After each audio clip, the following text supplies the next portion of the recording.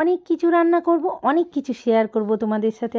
আজকে মাটির উনুনশালায় শবে বেড়াতো অনেক কিছু তৈরি করব। তো প্রথমেই আমি মাংস কষিয়ে সাইড করে রেখে দিয়েছি। এদিকে ফুটন্ত জলে চালের গুঁড়ি দিয়ে খামির বানিয়ে নিই। খামিরটা রেডি হয়ে গেলেই একটা খাঁচাতে ঢেলে গরম গরম হাতে অল্প করে জল মেখে ডো বানিয়ে ভিজে একটা কাপড় নিংড়ে চাপা দিয়ে আধ ঘন্টা রেখে দিয়ে সকলেই গোসল সেরে নিলাম। শাশুড়ি আর আমি, শাশুড়ি কিছুটা বেলে শেখছিল, এরই মধ্যে আমি এসে বসে গেলাম রুটিগুলো বেলছি।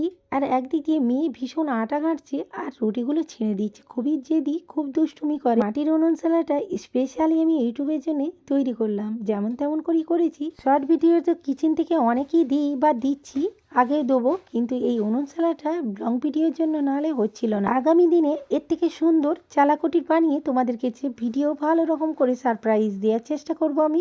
সকলেই আমার জন্য দোয়া করো ফ্রেন্ডস, আর একটু সাপোর্ট দিও। তোমাদের সাপোর্টই এতটা আগিয়েছি মনের জোর নিয়ে, কারণ মেয়ে খুবই ছোট, সংসার সামলে ভিডিও তৈরি করতে ভীষণই টাফ হয়ে যায়, ভীষণ কষ্ট লাগে। এত কিছু করার নাই, যেহেতু চ্যানেল খুলে ফেলেছি দিতে তো হবেই ভিডিও, প্রত্যেকদিন দুটো করে আমি ভিডিও দিই। মেয়ে ভীষণ দুষ্টুমি করছে, তাই শাশুড়ি বলল তুমি বেলো না আর উঠে পড়ো। ও খুন্তি দিয়ে ছিঁড়ে দিচ্ছে, আবারও দেখুন ছিঁড়ে দিল। সরি ফ্রেন্ডস, আজকে অতটা ভিডিও আমি শেয়ার করতে পারছি না, কারণ ভিডিওটা অনেক লম্বা হয়ে যাবে। অনেক বড় লম্বা ভিডিও ইউটিউব কিন্তু সাজেস্ট করবে না।